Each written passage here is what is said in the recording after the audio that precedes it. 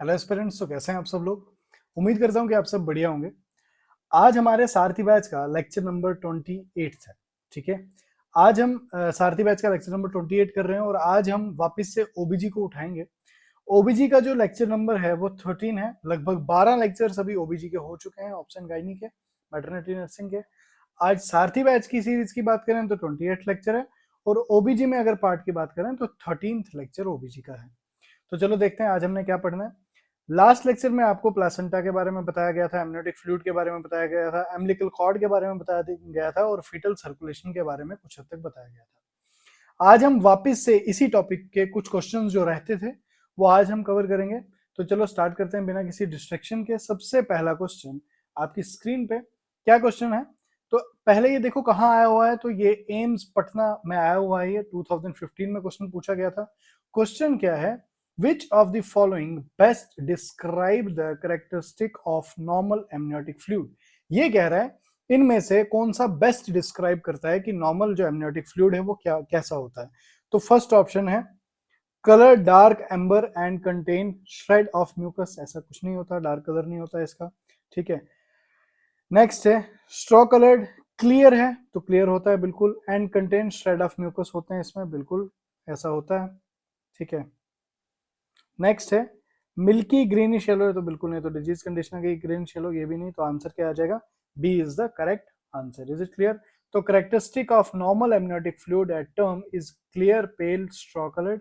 तो clear pale straw colour का होता है and contains shreds of mucus, कुछ म्यूकस के श्रेड्स होते हैं इसमें। ठीक है, dark amber colour fluid suggest presence of bilirubin. तो जो डार्क एम्बर कलर है इसमें वो किसकी प्रेजेंस को शो करता है, बिलिरुबिन के प्रेजेंस में। और ग्रीनिश येलो कलर अगर हुआ ये इंडिकेट करता है प्रेजेंस ऑफ मिकोनियम। तो बच्चे ने जो है फीसिस पास आउट कर दिया है, पॉटी कर दी है, तो मिकोनियम की प्रेजेंस जो है वो कौन करता है, डार्क ग्रीनिश येलो कलर जो है वो शो करता है कि मिकोनियम बच्चे ने पास आउट कर दिया है। Is it clear. आगे बढ़ते हैं नेक्स्ट क्वेश्चन की ओर। अगला क्वेश्चन आपका बीएसएफ स्टाफ नर्स 2014 में पूछा गया है और राग 2011 में ये क्वेश्चन पूछा गया था। क्वेश्चन क्या है, greenish yellow amniotic fluid indicate. अभी मैंने आपको बता दिया कि ग्रीनिश येलो एमनियोटिक फ्लूइड क्या इंडिकेट करता है। अब ऑप्शन देखो, क्या फीटल डिस्ट्रेस को इंडिकेट करता है, आरएच इनकॉम्पेटिबिलिटी को इंडिकेट करता है, पोस्ट मैच्योरिटी को इंडिकेट करता है, या इंट्रायूट्राइन डेथ को इंडिकेट करता है।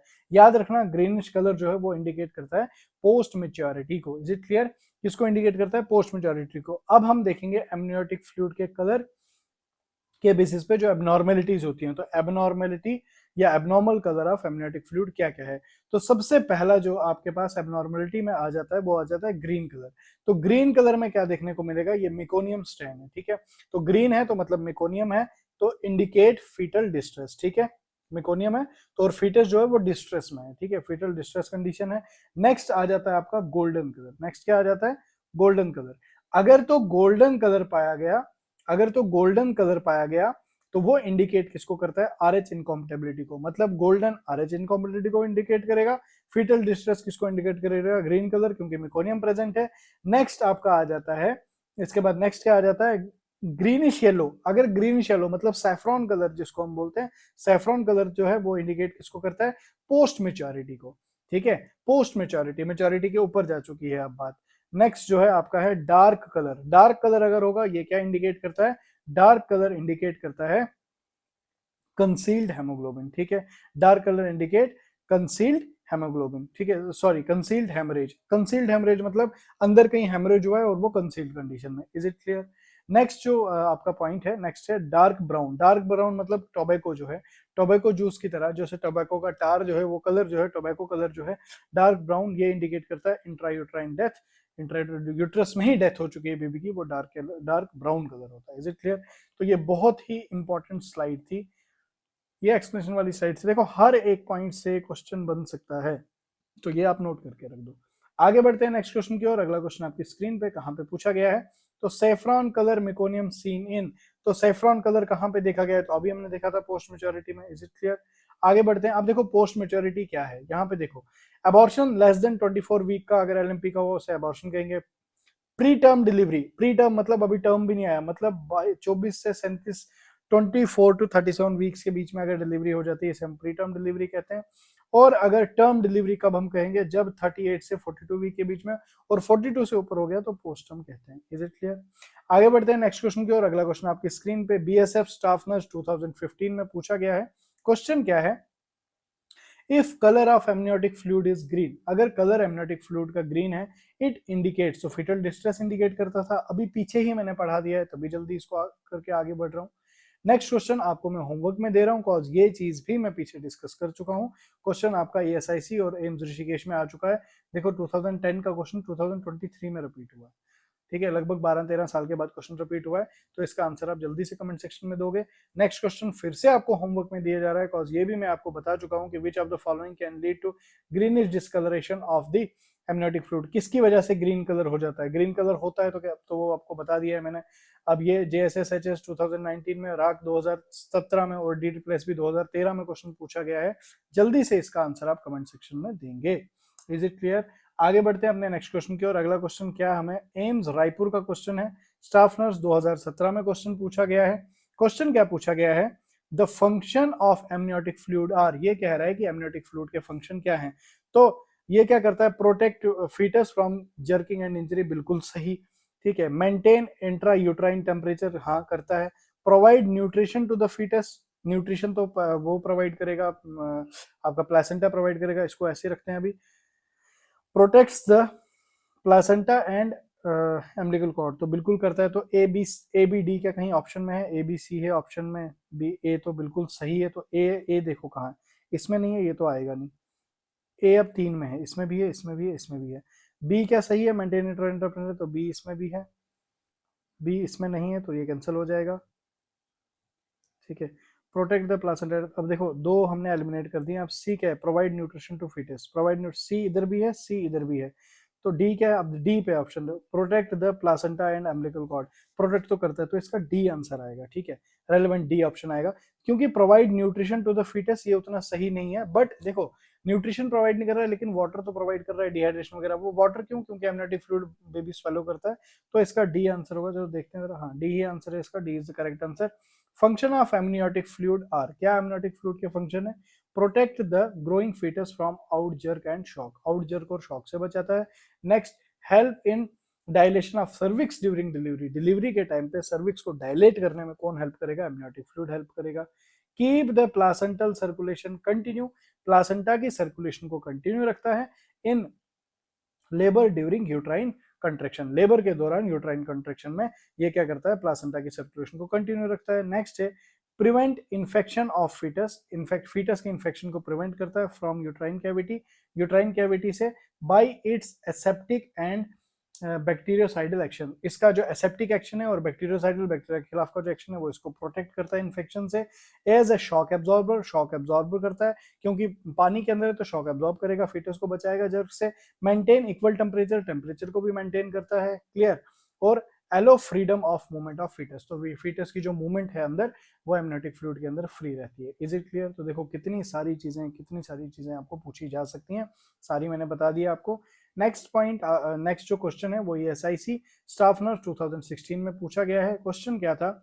The major contribution to amniotic fluid is, जो मेजर कंट्रीब्यूशन होता है एमनियोटिक फ्लूइड का वो क्या है? किससे बनता है ये एमनियोटिक फ्लूइड? मेजर कंट्रीब्यूशन क्या है? क्या फीटल यूरिन है, फीटल प्लाज्मा है, मदर्स प्लाज्मा है या मदर्स यूरिन है? न मदर्स यूरिन न मदर प्लाज्मा, फीटस का होता है, फीटस के लिए होता है, तो फीटस प्लाज्मा भी नहीं, तो फीटस यूरिन जो है इसका मेन कंपोनेंट होता है, मेजर कंट्रीब्यूशन होता है। Is it clear? तो सोर्स ऑफ एमनियोटिक फ्लूइड मतलब जो बेबी है वो अपने यूरिन में ही है, ठीक है, इर्द गिर्द उसके उसी का यूरिन है, वो उसी यूरिन को पी भी रहा है, उसी यूरिन को एक्सक्रीट आउट भी कर रहा है। क्लियर? समझ आ रहा है? हमने भी यही सब किया हुआ है, तो जितने इस अर्थ पे ह्यूमंस हैं वो सब एमनियोटिक फ्लूइड कहाँ से? अपने ही यूरिन पी रहे थे, ठीक है। Source of amniotic fluid are foetal urine, तो सोर्स एमनियोटिक फ्लूइड क्या क्या है? फीटल यूरिन है, मेजर सोर्स है ये। एक्सुडेट ऑफ अम्बिलिकल वेन, अब ये एक्सुडेट क्या है? एक्सुडेट ऑफ अम्बिलिकल वेन इसमें होते हैं, फीटल स्किन होती है। अब एमनियोटिक फ्लूइड में क्या क्या होगा? क्योंकि वो कॉर्ड निकली हुई है, ब्लड सर्कुलेशन भी है, तो क्या क्या है? एक्सुडेट किस किस के? अम्बिलिकल वेसल्स के हैं, वेसल्स के एक्सुडेट कुछ होंगे वहां पे, फीटल की स्किन होगी वहां पे, और एमनियोटिक एपिथेलियम भी वहां पे होगी। Is it clear? Next question आपकी स्क्रीन पे, राक MSc नर्सिंग एंट्रेंस एग्जाम 2014 में क्वेश्चन आया है, foetus swallow some amount of liquor every day about. अब फीटस जो है एक दिन में कितना अमाउंट करता है, तो लगभग 200 से लेकर 500 ml जो है ये स्वेल आउट कर देता है। बट याद रखना ये आफ्टर 16 वीक के बाद करता है, ये स्टार्टिंग से नहीं। तो इसमें none of the above answer आएगा, कॉज यहाँ पे इन्होंने हमको टाइम नहीं बताया था और ये कह रहा है सीधा स्वेलो करता है some amount of liquid. Foetus every day about, तो एवरी डे नहीं करता है, ये कुछ सर्टन टाइम के बाद करता है। तो नन ऑफ द अबव, अगर यहाँ पे टाइमिंग दी होती तो 200 से 500 के बीच में होता है ये। तो देखो अब यहाँ पे क्या है, तो डी इसका आंसर आ जाएगा नन ऑफ द अबव। क्यों? क्योंकि foetal swallow daily 200 to 500 ml liquid liquor using after 16 weeks. Is it clear? Next question आपकी स्क्रीन पे, सवाल कहाँ पे आया हुआ है, राग एमएससी नर्सिंग एग्जाम में आया हुआ है। 2013 में क्वेश्चन पूछा गया है कि umbilical cord souffle is synchronous with. अब देखो स्कफल जो अम्बिलिकल कॉर्ड है ये स्कफल हो रही है सिंक्रोनस विद, किसके साथ स्कफल हो जाती है अम्बिलिकल कॉर्ड? मतलब सिंपल सी बात है कि हम किस चीज को डिटेक्ट कर रहे हैं, उसमें जो है ओवरलैपिंग हो रही है अम्बिलिकल कॉर्ड की। मतलब देखो किसमें, क्या मैटरनल पल्स, जब हम मैटरनल का पल्स चेक करेंगे तो मैटरनल पल्स और अम्बिलिकल कॉर्ड डिस्टेंस इतना कोई दिक्कत नहीं देगा। फीटल पल्स में, हाँ फीटल की पल्स को जब हम चेक करेंगे उसमें हमको दिक्कत आएगी। स्टेथो के थ्रू जब हम चेक करेंगे या जिसके थ्रू भी चेक करेंगे, वहां पे जो सिंक्रोनाइज हो जाएगा, सिंक्रोनस आवाज जो है वो एम्लाइकस की भी आएगी और वो बीच में छुप जाएगी, वहां पे किसकी, फीटस की पल्स छुप जाएगी। देखो अब ये दो क्वेश्चन, दो ऑप्शन तो मैं पहले सिरे से खारिज करूं, जहां भी ऑल ऑफ द अबव और नन ऑफ दीज हो ना, ये दोनों गलत होते हैं। क्योंकि ऑल ऑफ द अबव मतलब नन ऑफ दीज भी इसमें आएगा, ये तो बिल्कुल नहीं आएगा। नन ऑफ दीज मतलब इनमें से कोई नहीं, तो ऑल ऑफ द अबव, तो ये दोनों जब आएंगे तो इनको सीधा उड़ा दिया करो, सीधा 50% रेशो पे आ जाया करो, और ए और बी में से एक आंसर है, तो फीटल पल्स होगा। एक्सप्लेनेशन वाली स्लाइड को ध्यान से देखो, बहुत इंपॉर्टेंट चीजें यहाँ पे लिखी हुई हैं। क्या है? Two other sound which makes confusion with foetal heart sound auscultation are. तो फीटल हार्ट साउंड की एस्कल्टेशन करते टाइम दो साउंड्स हमें कंफ्यूज करती हैं, दो साउंड्स हमें परेशान करती हैं। पहली साउंड है अम्बिलिकल कॉर्ड स्कफल और फीटल स्कफल। तो फीटल स्कफल या अम्बिलिकल कॉर्ड स्कफल का मतलब क्या हो गया? Sound produce by rushing of blood, जो ब्लड का रश है through umbilical artery. Umbilical artery के अंदर जो ब्लड का गश है वो जो है वो कंफ्यूज करता है हमको फीटल हार्ट साउंड जानने के लिए। Is synchronize with foetal heart sound, तो फीटल हार्ट साउंड के साथ ये सिंक्रोनस है। Next uterine souffle. Uterine souffle का मतलब क्या हो गया? यूट्राइन स्कफल मतलब sound produce by rushing of blood through dilated uterine vessel. अब यूट्राइन की वेसल्स के अंदर, जो यूट्रस की वेसल्स के अंदर जो ब्लड चल रहा है उसका स्कफल जो है वो भी हमें कंफ्यूज करता है, किसके लिए? फीटस की। वो किसके लिए हमको कंफ्यूज करता है? Is synchronize with maternal pulse, ये मैटरनल पल्स के साथ स्कफल होता है। और अम्बिलिकल कॉर्ड स्कफल जो है ये किसके साथ होता है? फीटल हार्ट साउंड के साथ। Is it clear? आगे बढ़ते हैं नेक्स्ट क्वेश्चन की ओर। अगला क्वेश्चन बीएसएफ स्टाफ नर्स 2014 में क्वेश्चन पूछा गया है।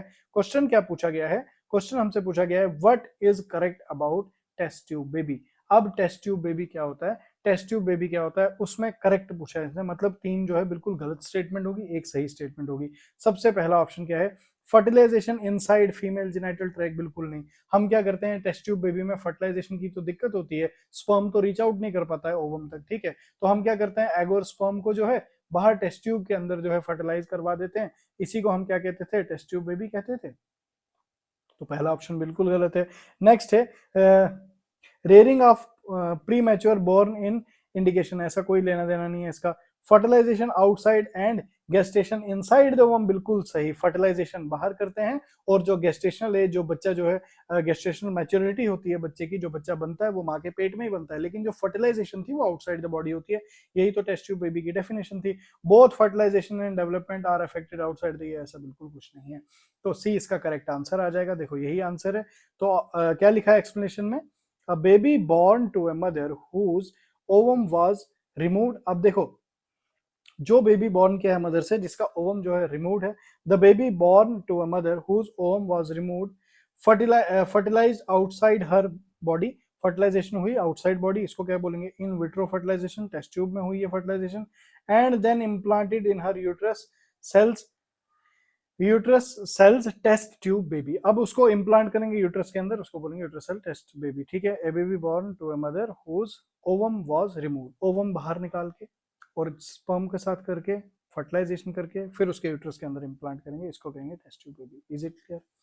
आगे बढ़ते हैं नेक्स्ट क्वेश्चन की ओर। अगला क्वेश्चन आपकी स्क्रीन पे कहां पे पूछा गया है? ये राक एमएससी नर्सिंग एंट्रेंस 2011 का क्वेश्चन है। क्वेश्चन क्या पूछा गया है? द एम्बिलिकल वेन, अब ये बात कर रहा है एम्बिलिकल वेन की, मैंने आपको पहले ही बताया था जो एम्बिलिकल कॉर्ड है उसके अंदर 2 आर्टरीज हैं, ठीक है, और एक वेन है। अगर मैं इसको डायग्राम के तहत बताऊं तो किस तरह से, याद रखो ये बहुत इंपॉर्टेंट है। तो एक आर्टरी और दूसरी आर्टरी और एक वेन, तो ये वेन है, ये आर्टरी है, ये आर्टरी है, ठीक है। ये मदर की बॉडी है, मदर की बॉडी है, क्लियर, मदर बॉडी, और ये फीटस आ गया। इन दोनों को, दोनों के बीच में कौन कनेक्ट करता है दोनों को, ये करता है प्लासेंटा, ठीक है, क्लियर। अब मदर से ब्लड जाता है फीटस की ओर, कौन लेके जाएगा, आर्टरी लेके जाएगी, कितने हैं नंबर में, 2 है नंबर में। और फीटस से ब्लड लेके मदर के पास आएगा, कौन लेके आएगा, वेन लेके आएगी, कितने नंबर में, 1 है नंबर में। इसमें कंफ्यूज मत होना, बहुत इंपॉर्टेंट पॉइंट है ये। अब हमसे क्वेश्चन क्या पूछा गया है, the umbilical vein carry the blood from the placenta enter the foetus with. अब जो एम्बिलिकल वेन है ये कैरी कर रही है ब्लड को from the placenta enter the foetus with, foetus के अंदर एंटर कर रही है, क्या लेके आ रही है, ठीक है, क्या लेके आ रही है, सॉरी यहाँ पे मैंने थोड़ा उल्टा कर दिया है यार, देखो इतने साल पढ़ाने के बाद भी कंफ्यूजन जो है वो हो जाता है कभी कभार। मैं दोबारा बता देता हूँ आपको, जस्ट अ सेकंड, ये थोड़ा हौच पौच हो गया यहाँ पे।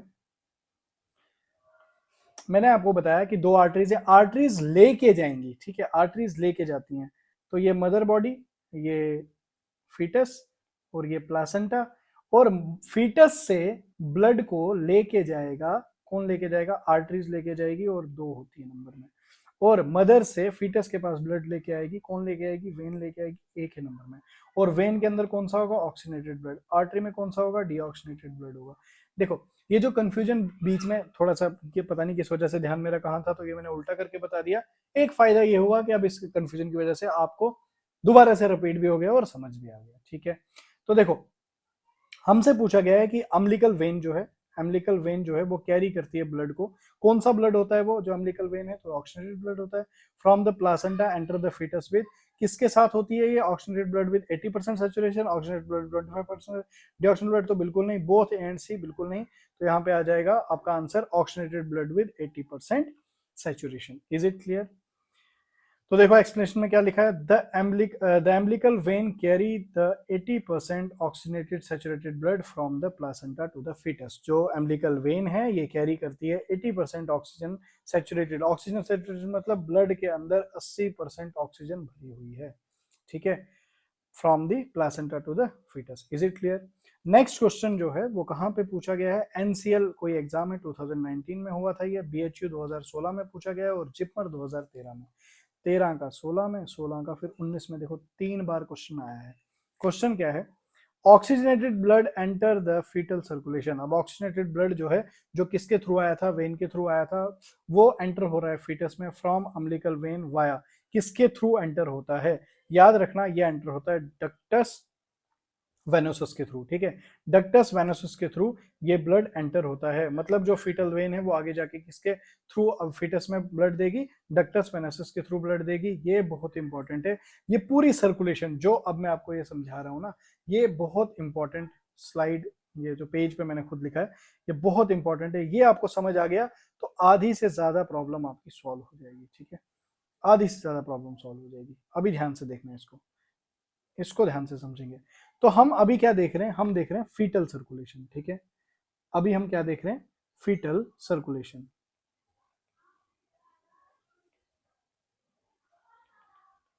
फीटल सर्कुलेशन में देखो हो क्या रहा है, देखो क्या हो रहा है यहाँ पे ये अम्बिलिकल वेन है, ठीक है, ये कौन सी वेन है, अम्बिलिकल वेन है, होप सो आपको दिख रहा होगा साफ, ये अम्बिलिकल वेन है।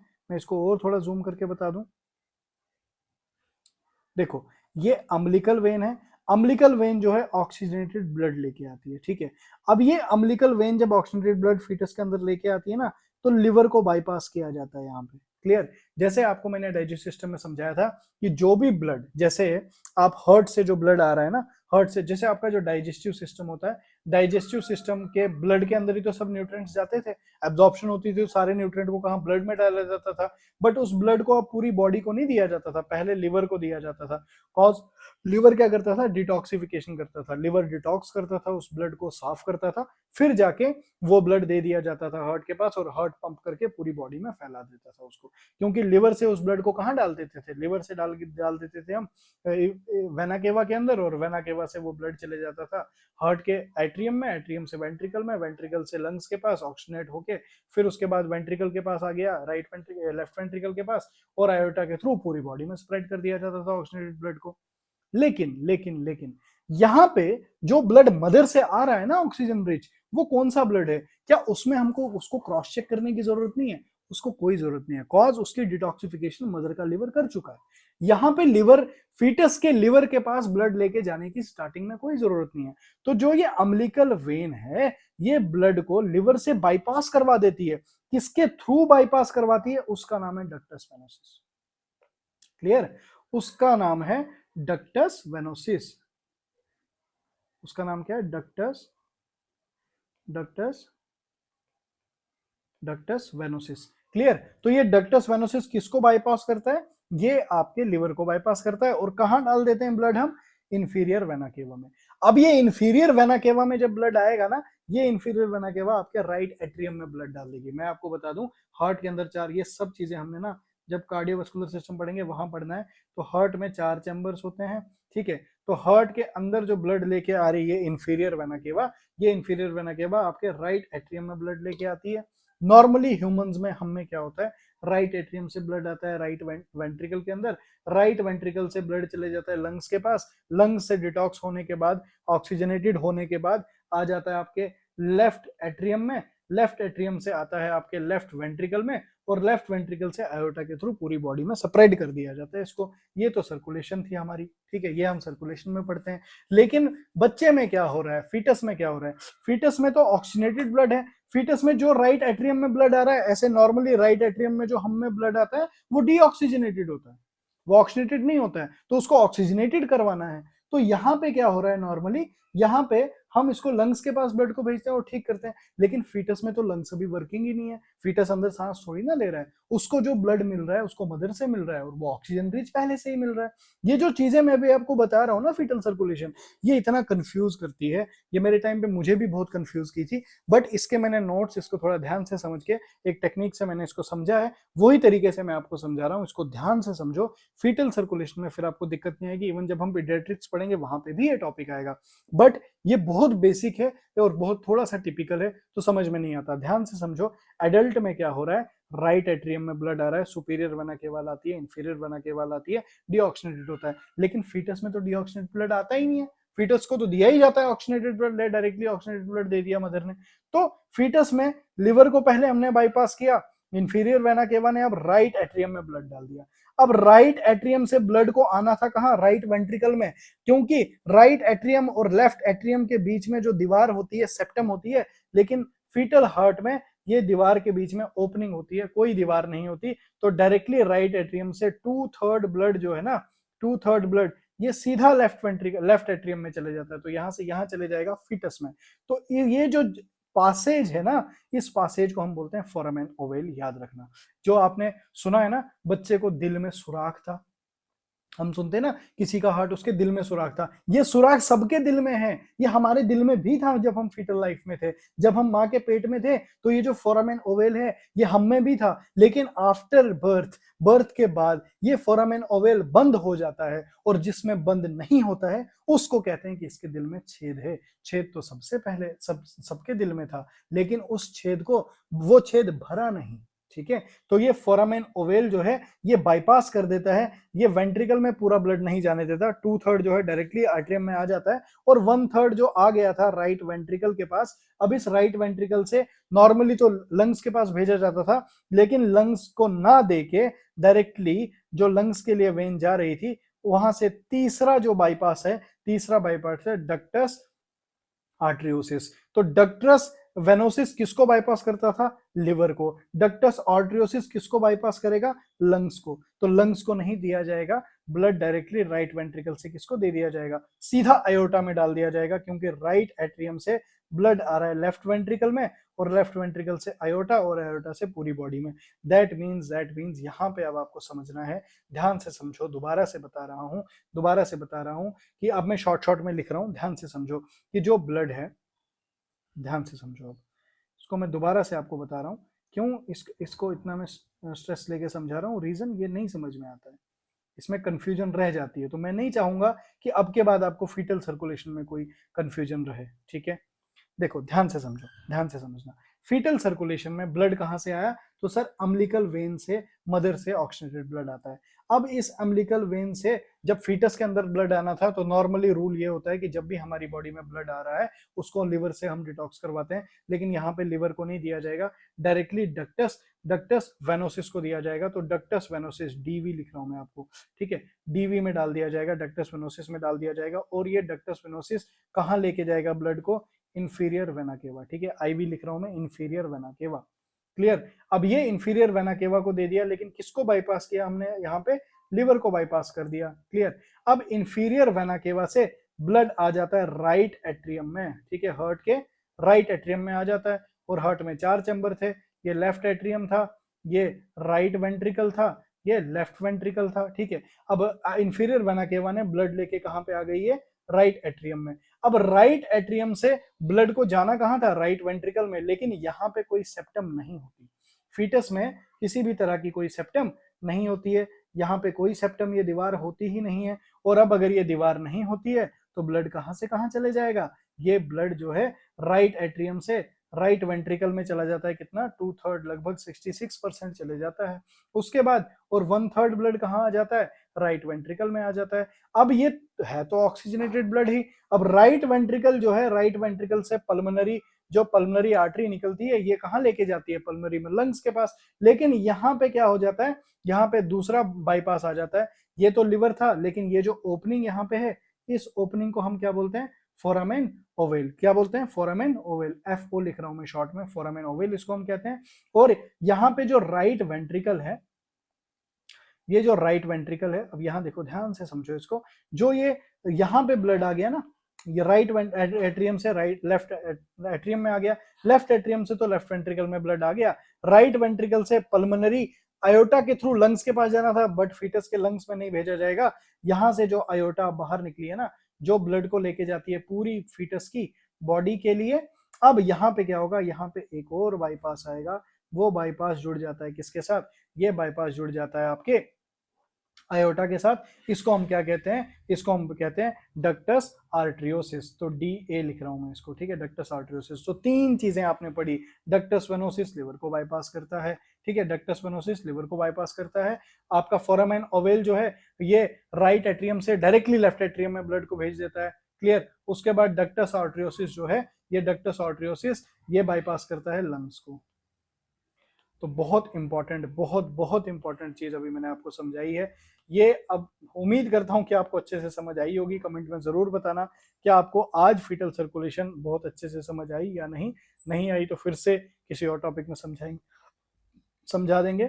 अब यहाँ पे समझो एक चीज, तो ब्लड कहाँ से कहाँ आया था, तो देखो आयोटा से अब ब्लड कहाँ जाएगा, आयोटा में ब्लड आ गया ना ऑक्सीजनेटेड, ये आयोटा से, इस आयोटा से अब ब्लड कहाँ जाएगा, आर्क ऑफ आयोटा में, फिर जाएगा थोरेसिक आर्टरी में, फिर एब्डोमिनल आर्टरी में, फिर इलियक आर्टरी में दे देंगे, फिर 2 एक्सटर्नल और 2 इंटरनल बनेंगी, हाइपोगेस्ट्रिक आर्टरी, फिर वापस से अम्बिलिकल आर्टरी के पास आ जाएगा, अम्बिलिकल आर्टरी से वापस से हम प्लासेंटा को देंगे, फिर विली सिस्टम के पास आ गया। मतलब ये ब्लड जो यहाँ से यहाँ घूम रहा है ना, तो बीच में ऑर्गन्स होंगे, यूज होगा ब्लड का, और ब्लड डीऑक्सीजनेटेड हो जाएगा, वापस दे देंगे प्लासेंटा को। प्लासेंटा क्या करेगा, वापस मदर की सर्कुलेशन में डाल देगा, और नया खून फिर से आगे ऑक्सीजनेटेड होके। यही तो था सारा खेल किसका, फीटल सर्कुलेशन का। क्या यहाँ पे बात आपको क्लियर हुई, क्या कॉन्सेप्ट क्लियर हुआ। अब हम देखेंगे इसकी एक्सप्लेनेशन, अब हम समझेंगे एक्सप्लेनेशन को। देखो इस क्वेश्चन को कितना टाइम लग गया, कॉज यहाँ पे मुझे एक कॉन्सेप्ट समझाना था। तो क्या है, when the umbilical vein enter into abdomen। अब जो ये स्टेटमेंट्स है ना, ये आपको ऐसे समझ आएंगे, ठीक है। तो अगर मैं डायरेक्ट पहले स्टेटमेंट समझा देता और मैं ये सर्कुलेशन समझाता ही नहीं, तो वहां हम फंस जाते हैं, क्लियर। तो when the umbilical vein enters into the abdomen of fetus it divides into two branches before emptying into inferior vena केवा। तो जो ये एम्बिलिकल वेन है ये इंफीरियर वेना केवा में घुसने से पहले दो में डिवाइड हो जाती है, उसको हम कहते हैं ductus venosus. Is it clear? और it empties maternal oxygenated blood into inferior vena cava. और ये जो डक्टस वेनोसिस है ये अपना ऑक्सीजनेटेड ब्लड सारा कहां एम्प्टी करती है? इंफीरियर वेना केवा में of fetus from umbilical vein. कहां से लेके आई थी? अम्बिलिकल वेन से लेके आई थी। कहां सारा इसने ब्लड दे दिया? इंफीरियर वेना केवा के पास दे दिया। तो ductus venosus and umbilical vein both contain high oxygen content into fetal circulation। तो मतलब fetal circulation में सबसे ज्यादा ऑक्सीजन किसके पास होगा? जहां से स्टार्टिंग में आया था। स्टार्टिंग में कहां से आया था? तो ये आपकी अम्बिलिकल वेन से आया था, उसके बाद डक्टस वेनोसिस के पास आया था। तो इन दो के पास सबसे हाई रिच ऑक्सीजन ब्लड होता है fetal circulation में। Is it clear? यहाँ पे बात समझ आई। आगे बढ़ते हैं नेक्स्ट क्वेश्चन की ओर। तो ये आया हुआ है आपका एग्जाम HPSSC 2020 में क्वेश्चन आया हुआ है। उसके बाद JSSHS 2019 में क्वेश्चन आया है। उसके बाद आपका राग 2010 में और 2017 में क्वेश्चन आया। देखो कितना इंपॉर्टेंट क्वेश्चन है, दो तीन जगह पे आ चुका है। क्वेश्चन क्या है? इन फीटल ब्लड वेसल में which is oxygen content high? किस में ऑक्सीजन कंटेंट हाई होता है? तो मैंने आपको बता दिया दो जगह पे होता है, एक तो आपका अम्बिलिकल वेन में और डक्टस वेनोसिस में। तो देखो कहाँ अम्बिलिकल वेन है, अम्बिलिकल आर्टरी नहीं आएगा। डक्टस वेनोसिस में होता है, डक्टस आर्टरियोसिस में नहीं। उसके बाद डक्टस आर्टरियोसिस में कम होगा, ठीक है। पल्मोनरी आर्टरी नहीं। तो इसका क्या आंसर आ जाएगा? Ductus venosus. लेकिन अब मैं आपको एक बात बताऊं, अगर यहाँ पे अम्बिलिकल वेन भी ऑप्शन में होता तो अम्बिलिकल वेन जो है ज्यादा जो है सही आंसर बनता है, कॉज उसमें पहले आया है। क्लियर? तो 20 का आंसर हो जाएगा। नेक्स्ट क्वेश्चन आपकी स्क्रीन पे क्या है? तो क्वेश्चन एम्स रायपुर में पूछा गया है, स्टाफ नर्स 2017 में क्वेश्चन है। क्या है? Which among following vessel contain high oxygen concentration in fetal circulation? तो देखो अम्बिलिकल वेन दिया हुआ है ऑप्शन में, तो आंखें बंद करके इसका डक्टस वेनोसिस तो है, लेकिन ज्यादा मोस्ट रिलेवेंट आंसर क्या है इसका? ए आ जाएगा इसका आंसर। Is it clear? ये क्वेश्चन जो है मैं आपको होमवर्क के लिए दे रहा हूँ, इस क्वेश्चन को आपने होमवर्क में करना है, क्योंकि मैं इस कॉन्सेप्ट के ऊपर आपको पहले समझा चुका हूँ, तभी जाके मैंने होमवर्क में दिया है। तो आपका ये कहाँ पे पूछा गया है? एम्स रायपुर में पूछा गया है, 2019 में क्वेश्चन आया हुआ है। तो क्वेश्चन क्या है? The accessory structure in the fetal circulation which connect the umbilical vein to the inferior vena cava. यार अब क्या बोलूं, इसमें आंसर आ जाना चाहिए, इतना मत सोचो। नेक्स्ट क्वेश्चन आपकी स्क्रीन पे एम्स पटना में पूछा गया है 2020 में, और RUHS पोस्ट बेसिक नर्सिंग 2018 में क्वेश्चन पूछा गया है। क्वेश्चन पढ़ो, आंसर करो जल्दी कमेंट में, ठीक है। तो ये आंसर करो और सेलेक्ट होते जाओ। नेक्स्ट क्वेश्चन आपकी स्क्रीन पे कहां पे पूछा गया है? WCL स्टाफ नर्स दिसंबर 2022 का रीसेंट क्वेश्चन है। क्वेश्चन क्या है? What leads from the umbilical cord to the underside of the liver and carries blood rich in oxygenated energy? अब किसने किया भाई? ठीक है, तो अब क्या बोल रहा है यहाँ पे? What leads from the umbilical cord, कौन जो है एम्बिलिकल कॉर्ड से ब्लड लेके आ रहा है अंडरसाइड ऑफ द लिवर से underside of the liver and carries blood rich in oxygen? कौन blood rich oxygen and nutrition? सीधी बात है, रिच इन ऑक्सीजन कौन सी वेन है? डक्टस वेनोसिस या एम्बिलिकल वेन? तो देखो डक्टस वेनोसिस और एम्बिलिकल वेन जब दिया हो तो ऑक्सीजन रिच हमेशा कौन होगी? एम्बिलिकल वेन होगी। Is it clear? आंसर समझ आया?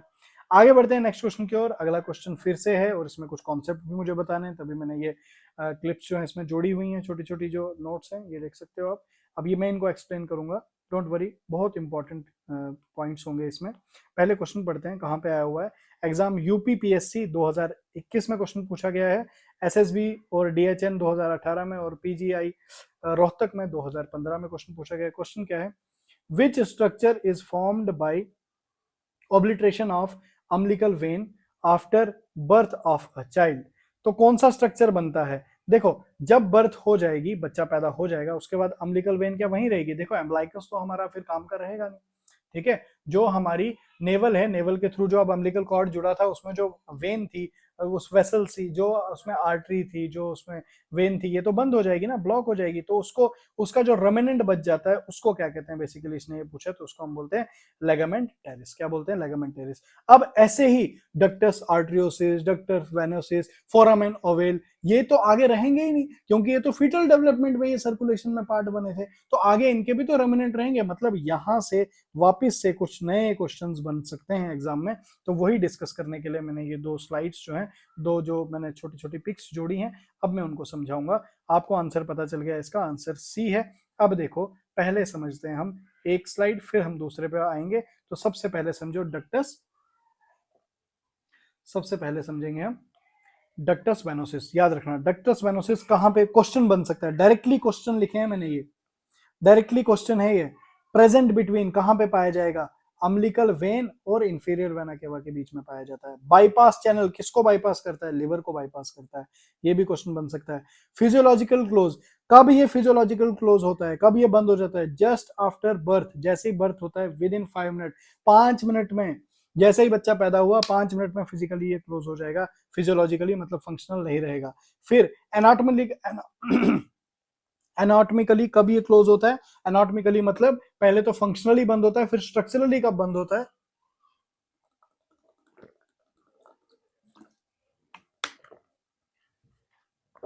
फिर ये स्ट्रक्चरली कब बंद होता है, तो 1 वीक, लगभग 7 दिन के बाद। ठीक है, क्लियर। और रेमिनेंट इसका जो बच जाता है, जो अब इसका रेमिनेंट बचेगा, इसको क्या बोलेंगे, लेगामेंट वेनोसम। ठीक है, लेगामेंट वेनोसम किसको बोलेंगे, डक्टस, डक्टस वेनोसिस के रेमिनेंट को। ये जो मैंने आपको बताया है ये बहुत इंपॉर्टेंट है, क्वेश्चन बनेगा यहां से, बनेगा, इसको लिख दो। नेक्स्ट पॉइंट जो है डक्टस आर्ट्रियोसिस। अब ये जो डक्टस आर्ट्रियोसिस है ये क्या है, कहां प्रेजेंट होता है, प्रेजेंट बिटवीन पल्मोनरी आर्टरी और आयोटा के बीच में बाईपास, जो लिवर को ये लंग्स को बाईपास करता है। तो बाईपास किसको करता है, लंग्स को करता है। फिजियोलॉजिकल क्लोजर कब बंद हो जाता है, जस्ट आफ्टर बर्थ, जैसे ही बर्थ हुआ बंद हो जाएगा। एनाटॉमिकली कब क्लोज होता है, 1 month up to 3 month, normally 1 से 3 महीने में ये क्लोज हो जाता है। रिमेनेंट जो इसका बच जाता है उसको हम क्या बोलते हैं, लेगामेंट आर्ट्रियोसम। ठीक है, लेगामेंट आर्ट्रियोसम, उसको क्या बोलते हैं, लेगामेंट वेनोसम। इज इट क्लियर, बात समझ आई क्या। चलो अब दूसरे को देखते हैं, और क्या था, और क्या था, और फोरामेन ओवेल था, फोरामेन ओवेल। तो देखो फोरामेन ओवेल की कहानी है, अब समझो इसको, फोरामेन ओवेल को। जस्ट अ सेकेंड, इतनी ज्यादा स्लाइड्स भर दी हैं मैंने इसमें कि अब हैंग करना स्टार्ट हो गया। देखो अब फोरामेन ओवेल पे आते हैं हम। फोरामेन ओवेल में क्या है, ये प्रेजेंट होता है कहां पे, राइट एट्रियम और लेफ्ट एट्रियम के बीच में। बाईपास चैनल किसको करता है, ये भी लंग्स को बाईपास करेगा। फिजियोलॉजिकल क्लोजर इसका जस्ट आफ्टर बर्थ होता है, एनाटॉमिकली 1 साल लग जाता है, और जिसमें नहीं बंद होता है उसी को तो कहते हैं दिल में छेद इसके। रेमिनेंट इसका होता है fossa oval. Is it clear. अब हम वेन्स की बात करेंगे, जो एम्बिलिकल वेन है आपकी, ये एम्बिलिकल वेन का जो रेमिनेंट है, एम्बिलिकल वेन कितनी वेन है, एक, आर्टरी कितनी है, 2। तो एम्बिलिकल वेन का जो रेमिनेंट होता है उसको हम बोलते हैं लेगामेंट टियर्स, जो हमको क्वेश्चन पूछा गया था। तो लेगामेंट टियर्स, तो एम्बिलिकल आर्टरी के भी तो रेमिनेंट्स होंगे, तो रेमिनेंट ऑफ एम्बिलिकल आर्टरी, इनको क्या बोलते हैं हम, आर्ट्रियोसम मीडियल अम्बिलिकल लिगामेंट। ठीक है, आर्ट्रियोसल मीडियल अम्बिलिकल लिगामेंटम। ठीक है, इज इट क्लियर। तो बहुत इंपॉर्टेंट चीज अभी आपको पढ़ने को मिली है, देखने को मिली है। आगे बढ़ते हैं। अब देखो एक्सप्लेनेशन, ये अब आपको ऐसे समझ आएगी, सीधा पढ़ के बता देता है ना बिना वो नोट्स दिखाने के, तो आपको समझ में नहीं आता। क्लियर। तो देखो क्या, some foetal structure become remnant into adult, कुछ फीटल स्ट्रक्चर जो है वो रेमिनेंट रह जाते हैं एडल्ट्स में, जैसे ऑब्लिटरेटेड मतलब क्लोज हो जाते हैं। अम्बिलिकल वेन क्लोज हो जाएगी, बिकम लिगामेंट टेरिस, तो अम्बिलिकल वेन क्लोज हो गई, लिगामेंट टेरिस बनेगी। डक्टस वेनोसम, जो डक्टस वेनोसम में बाईपास कर रहा था लिवर को, वो क्लोज हो जाएगा और बनेगा ligament venosum. And ductus arteriosus become ligament arteriosum into adult. Is it clear. तो बहुत इंपॉर्टेंट स्लाइड आपको ये देखने को मिली है। आगे बढ़ते हैं नेक्स्ट क्वेश्चन की ओर। ये क्वेश्चन आपको मैं होमवर्क में दे रहा हूँ, इसका आंसर आपने होमवर्क में करना है, क्योंकि मैं पढ़ा चुका हूँ पीछे ही। तो आपका ये कहाँ आया था, ESIC स्टाफ नर्स 2016 में पूछा गया है। नेक्स्ट क्वेश्चन फिर से आपको होमवर्क में मिल रहा है, क्योंकि ये सब मैं अभी आपको स्लाइड्स में बता चुका हूं। तो RUHS MSc नर्सिंग 2018 में क्वेश्चन पूछा गया है।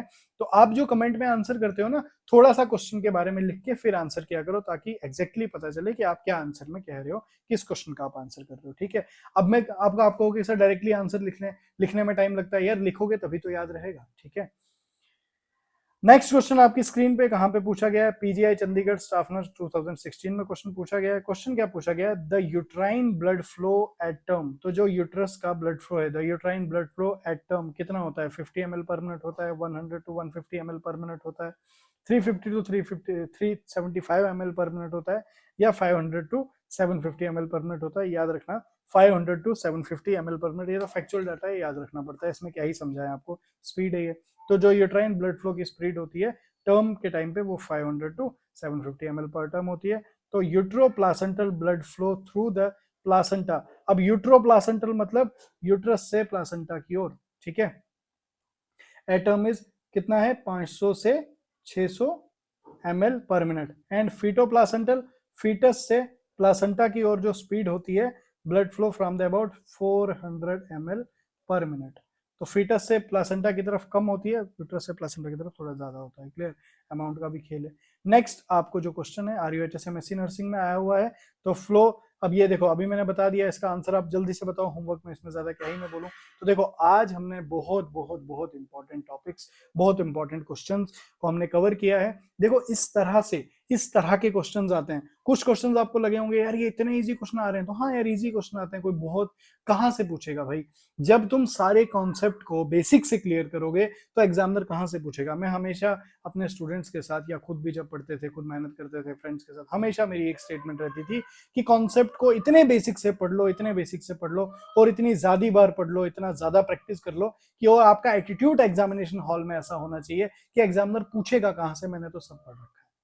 तो कहाँ कुछ नया तो नहीं बनाएगा ना, हमें अपनी बॉडी के बारे में तो पढ़ना है। मुझे सबसे ज्यादा फैसिनेट मेडिकल साइंस यही लगती है, मैं पढ़ किसे रहा हूँ, अपनी बॉडी को ही तो पढ़ रहा हूँ, अपनी बॉडी के बारे में ही तो पढ़ रहे हैं। क्लियर, और हम तो हेल्थ केयर हीरोज हैं, हमने तो आगे जाके हेल्थ केयर फैसिलिटी में बहुत अच्छा काम करना है, हमने तो इस वर्ल्ड का बेटर नर्स बनना है, बेटर हमने फ्यूचर हेल्थ केयर, क्योंकि हमारे ऊपर ही जो हेल्थ केयर फैसिलिटी है वो हम पे बहुत ज्यादा निर्भर है। क्योंकि देखो लैब वाला लैब का काम कर रहा है, मेडिकल हेल्थ सोसाइटी में अगर आप देखोगे सबसे ज्यादा वर्क जो है वो नर्स करती है। विदाउट नर्स कोई हॉस्पिटल रन नहीं हो सकता।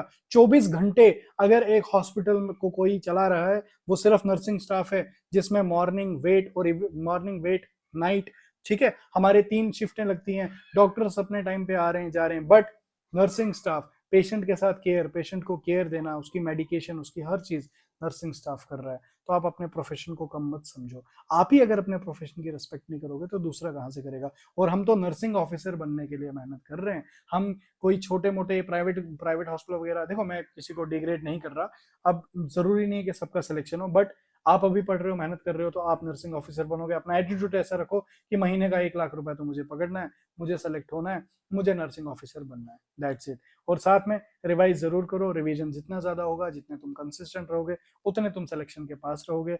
तो आज के लिए इतना ही, जितना हो सके उतना रिवाइज करो। वापस से मैं बोल रहा हूँ कि व्हाट्सएप, इंस्टाग्राम, टेलीग्राम, तीनों पे फॉलो करो। तीनों पे अलग अलग कंटेंट आता है, अलग अलग हेल्प मिलती है। आने वाले टाइम में हो सकता है PR यादव की हम PDFs बनाने की कोशिश कर रहे हैं, बट टीम एक तो कास्टली भी होता है टीम मेंबर्स को, क्योंकि पे सबको पे करना, वो क्योंकि मैं अपनी सैलरीज वगैरह वहीं से मैनेज कर रहा हूँ, तुम्हें भी पता है कि ऑफलाइन वगैरह से मैनेज हो रहा है हमारा ऑनलाइन। तो मैं नहीं चाहता कि मैं ऑनलाइन के जो स्टूडेंट्स हैं जिनको फ्री में हम कंटेंट दे रहे हैं वो फ्री में कहीं कोताही बरतें, कहीं भी क्वालिटी कंप्रोमाइज हो जाए फ्री के चक्कर में। ऐसा नहीं है, जितना एफर्ट हम ऑफलाइन में या जितना एफर्ट हम कहीं लगाते हैं उससे कहीं ज्यादा एफर्ट हम इस ऑनलाइन प्लेटफॉर्म पे लगा रहे हैं। कॉज यहाँ से हमको पता चलता है कि ऐसे ऐसे स्टूडेंट्स की हेल्प मिल रही है, आप लोग मुझे इतनी ब्लेसिंग्स दे रहे हो, मेरे लिए वही सब कुछ है, वही आपके इतने प्यारे प्यारे कमेंट्स, वही हमें एनर्जाइज रख रहे हैं। तो आप इन 3 प्लेटफॉर्म पे जुड़े रहो, यहाँ पे अलग अलग तरह का आप ही की हेल्प का कंटेंट आ रहा है। आपको नर्सिंग ऑफिसर बनाने के लिए ये सब प्लेटफॉर्म्स बनाए गए हैं। आपने फालतू की चीजों को फॉलो करके रखा है,